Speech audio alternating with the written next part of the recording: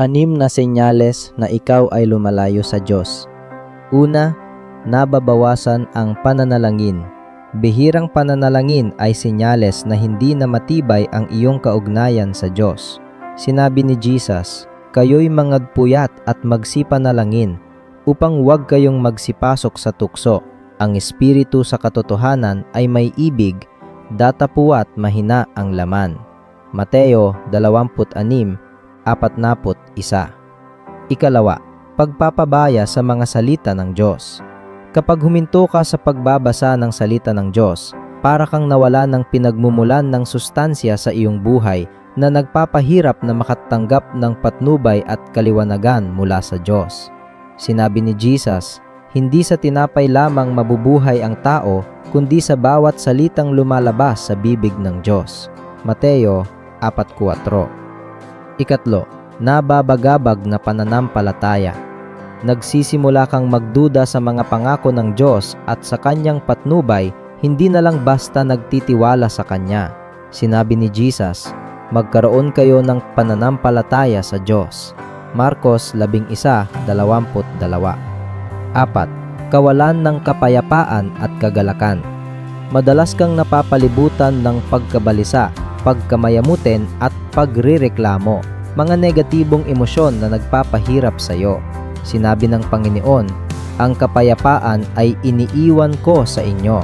Huwag magulumihanan ang inyong puso ni matakot man." Juan 14:27. Panglima, hindi handang makipag-fellowship. Nagsisimula kang ihiwalay ang sarili mo at iwasan ang fellowship o mga pagtitipon sa simbahan. Sinabi ni Jesus, "Sapagkat kung saan nagkakatipon ang 2 o 3 sa aking pangalan, ay naroroon ako sa gitna nila."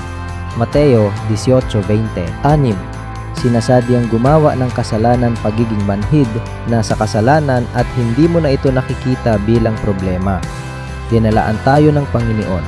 "Malibang kayo'y mangagsisi, ay mga mamatay kayong lahat sa gayon ding paraan." Lucas 13:3. Mga kapatid, hindi tayo kailanman pinabayaan ng Diyos. Tayo ang unang lumalayo sa Kanya.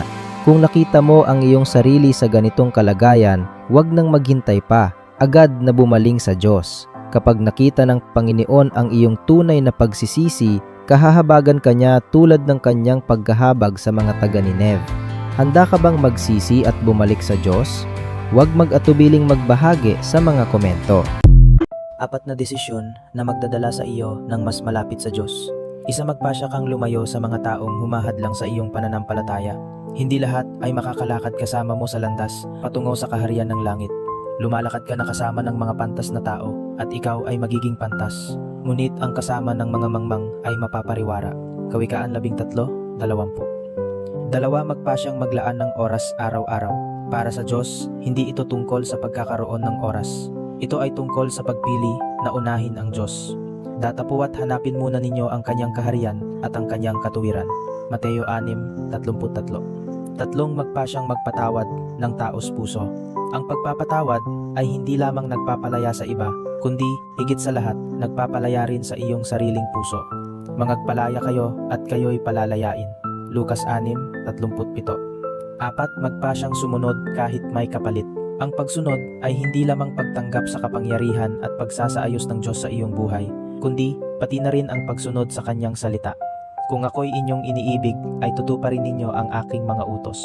Juan 14:15. Ang paglapit sa Diyos ay hindi lang basta pakiramdam. Ito ay serye ng mga pasya. Habang mas pinipili mong sumunod, mas mararanasan mo ang Kanyang presensya. Idalangin mo ang simpleng panalangin ito ngayon. "Panginoon, pakiusap, ipakita mo sa akin kung anong mga pasya ang kailangan kong gawin upang mas mapalapit sa iyo." Kung nais mong mas lumago sa pakikipaglapit sa Panginoon, magkomento ng Amen at ibahagi ang video na ito sa isang taong nangangailangan nito. Inaanyayahan ka rin naming sumali sa aming gabi-gabing online na pag-aaral tuwing alas 7:30 ng gabi upang higit pang mapalalim ang iyong relasyon sa Diyos.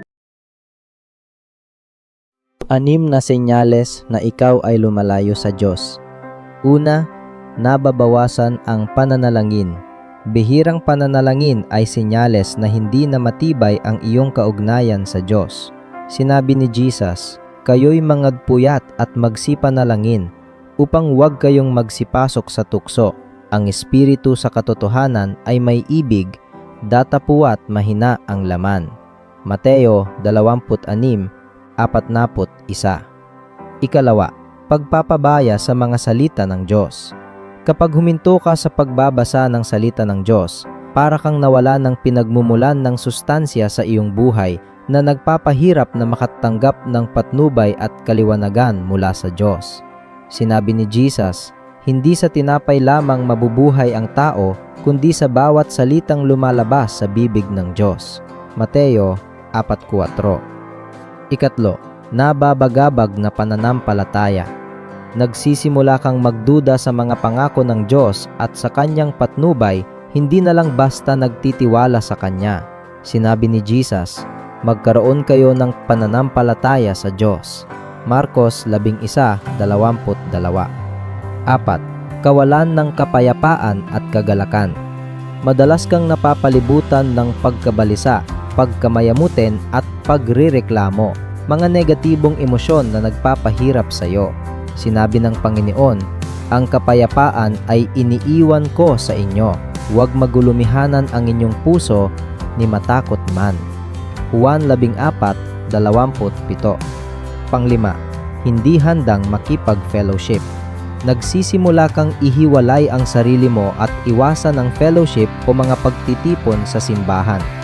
Sinabi ni Jesus, sapagkat kung saan nagkakatipon ang 2 o 3 sa aking pangalan, ay naroroon ako sa gitna nila. Mateo 18:20. 6. Sinasadyang gumawa ng kasalanan pagiging manhid na sa kasalanan at hindi mo na ito nakikita bilang problema. Dinalaan tayo ng Panginoon. Malibang kayo'y mangagsisi, ay mga mamatay kayong lahat sa gayon ding paraan. Lucas 13:3. Mga kapatid, hindi tayo kailanman pinabayaan ng Diyos. Tayo ang unang lumalayo sa Kanya. Kung nakita mo ang iyong sarili sa ganitong kalagayan, huwag nang maghintay pa, agad na bumaling sa Diyos. Kapag nakita ng Panginoon ang iyong tunay na pagsisisi, kahahabagan ka niya tulad ng kanyang pagkahabag sa mga taga-Nineve. Handa ka bang magsisi at bumalik sa Diyos? Huwag mag-atubiling magbahagi sa mga komento.